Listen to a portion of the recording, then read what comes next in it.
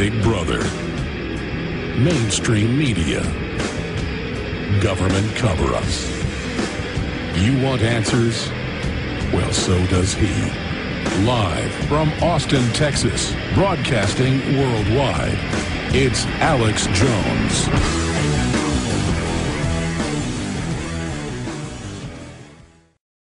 So I wanted to have Dr. Webster Griffin Tarpley have any questions or comments, then we'll come back with just Dr. Tarpley for our guest, Robert Jeppestool, who was walking towards the blast when it happened. He's in Norway, was blown back by it, and day one he said a lot of folks in Norway do not think the official story is true.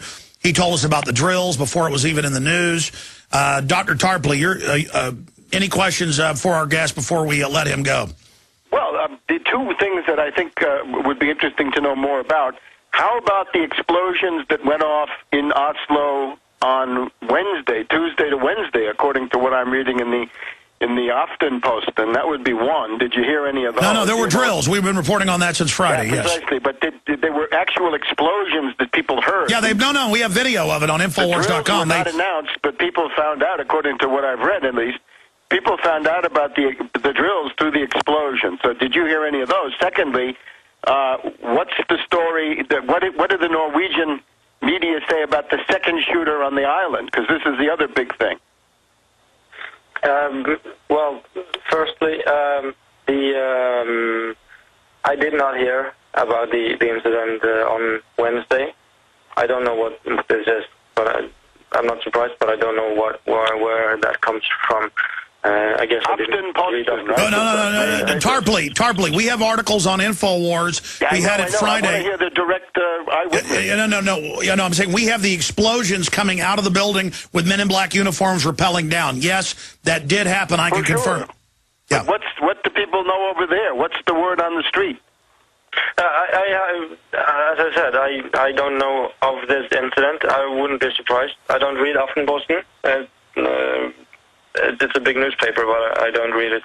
None of the other big newspapers reported on it. I guess it was. All right, let me just answer the question since Tarpley asked it and you're not aware.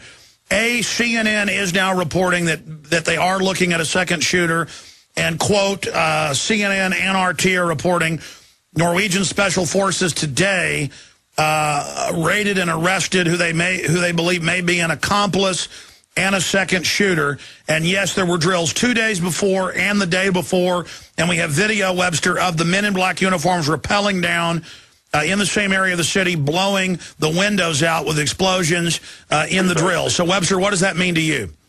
Well, as soon as you have two people, that's a conspiracy under anybody's definition. So the people who are upset about conspiracy, I'm afraid, will have to go to the showers at that point. And of course, the really big thing is the drill. You can easily imagine, since we know that there was a very ambitious U.S. program, this CMAS, S-I-M-A-S, to penetrate, to recruit a network basically of intelligence assets among retired policemen of Norway. You could easily imagine the bootlegging of a real bomb in among the practice bombs, although those were also real up to a point. You could bootleg in the real bomb with the practice bombs, get that through the security screens, and get that very close to the Prime Minister's office. Let me just ask your contact there in Norway. We understand that the explosions went off near the Opera House. What is the distance from the Opera House to the Prime Minister's office? Well, it is not very far. I would guess less than a kilometer. It's less than a mile. 600-700 meters, I would guess. Let me elaborate on what happened today, because 6 men were arrested after tips from the interrogations of Breivik. A third apartment he is said to have used. Then soon after, they said the 6 men were released and checked out immediately. Nothing else was mentioned about this, just that the police had an armed raid of a third building that he allegedly had been using. Also, he bought 6 tons of this fertilizer. They say the bomb was maybe 600-700 kilos, and they only found 3 tons at his barn or farm. So, things are still going on. Well, it's like Michigan said, you can't have gardens at your house, and this proves it. You could be a terrorist if you have a garden. I mean, you can see the scripting. Evil organic farmer, nationalist, didn't like open borders. Incredible. Well, I want to thank you, Robert, for joining us, and hopefully you can check back in with us throughout the week. And we're going to come back with Webster and get into the technicals of why he says this points towards a false flag and who would be behind it. Key bono, who stands to gain. Anything else you'd like to add, Robert, from Oslo, Norway? Well, just the last comment to my fellow Norwegians and others in Scandinavia. I would urge you to read writings by Per Aslak Ertevåg.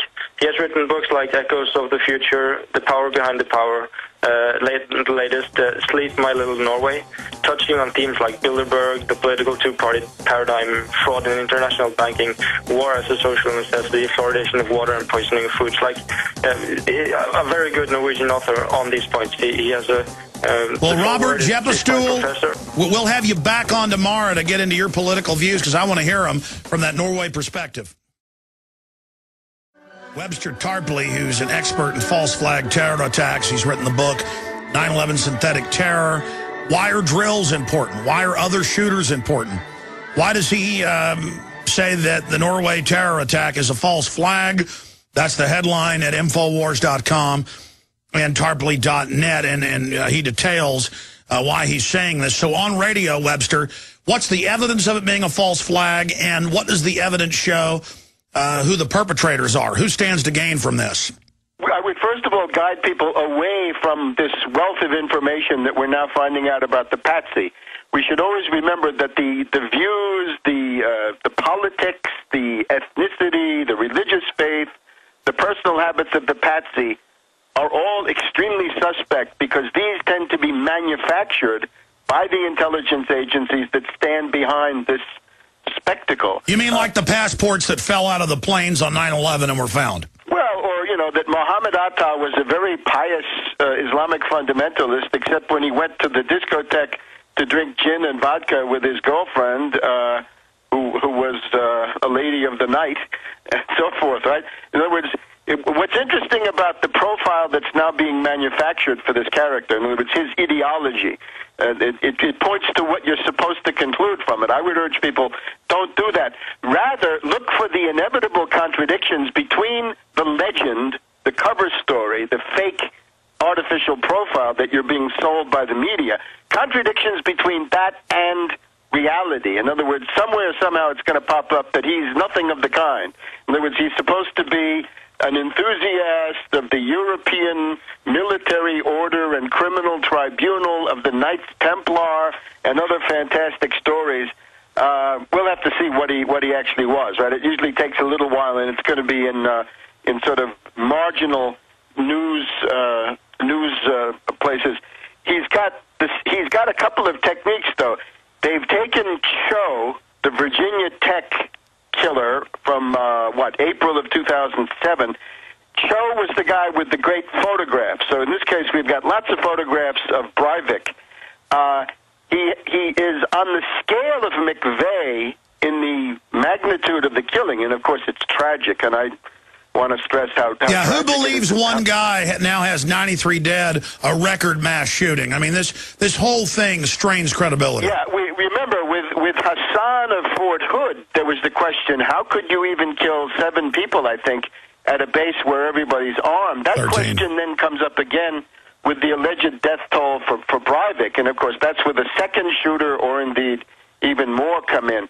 Another thing is the sheer mass of the ideological babbling that he's poured out, right? There's an online manifesto, the Declaration of European Independence, or something like this, and he's got a 1,500-page book, except it turns out that the CIA, or whoever it is, saved money on this.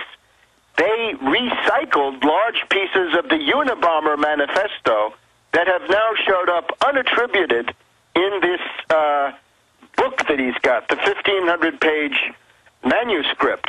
And you've got all these glamour shots, very professionally done, with the shocking death's head uniforms and frogmen outfit and Masonic outfits to sell everyone. You've got friends saying, this isn't the guy we know, he must be brainwashed. Now, you need to explain to people, Webster, it came out that the, Mumbai and Bali attacks, even Chicago Tribune have had to admit that the CIA ran those, London Guardian. It's come out that 7/7 was staged. I mean, in so many cases, how do they set the patsy up? Does he think he's part of a drill? Is he mentally ill? I mean, is it like the first World Trade Center bombing where they hired 2 guys on welfare who were borderline mentally retarded? The FBI cooks the bomb, makes the cocktail, gives them the detonator. I mean, that was all admitted as well. Well, let's take a look, and we can look at first of all, it's the patsy milieu. By definition, is these psychotics, fanatics, mercenaries, double agents, criminal types, drifters, misfits. There's a broad selection there.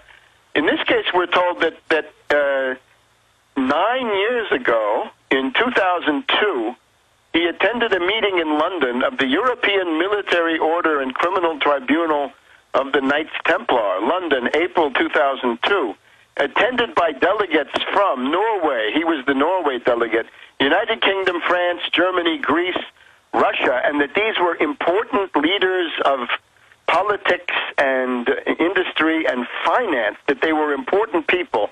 This is a very strange story, and that would obviously have to be looked at, because the other thing is you look at his father, the father, Jens Breivik, Jens, G-E-N-S Breivik, yeah. is a former, he was a diplomat in the Norwegian embassy in London and Paris. And it's another diplomat who's got the underwear bomber son, with the U.S. government getting him on the plane on record.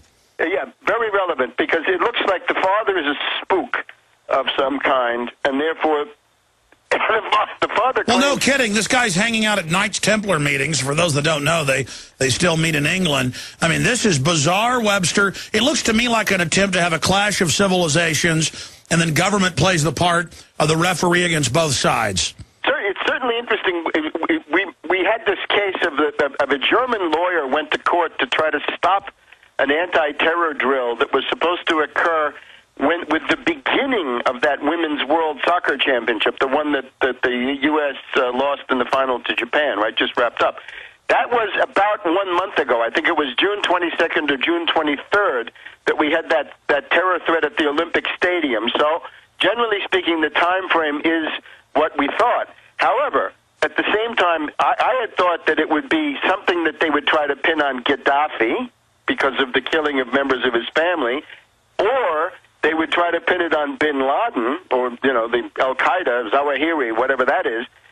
But they've chosen something different, and that, I think, is interesting. However, I think for most people, the important thing to know is, first of all, there was a drill right in the center of Oslo, as we've heard. If it's less than a kilometer, that means about half a mile. So half a mile from the place where the bombs were actually going off. Now, these might be practice bombs. They might not be on the same scale as the bomb that actually went off. No, they blew windows out. We got video of it from Norwegian TV. Right.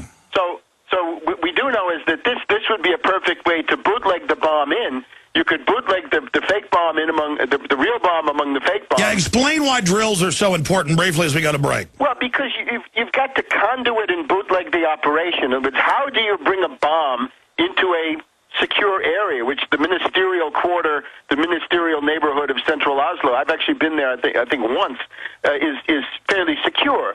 So you don't just waltz in there with a bomb.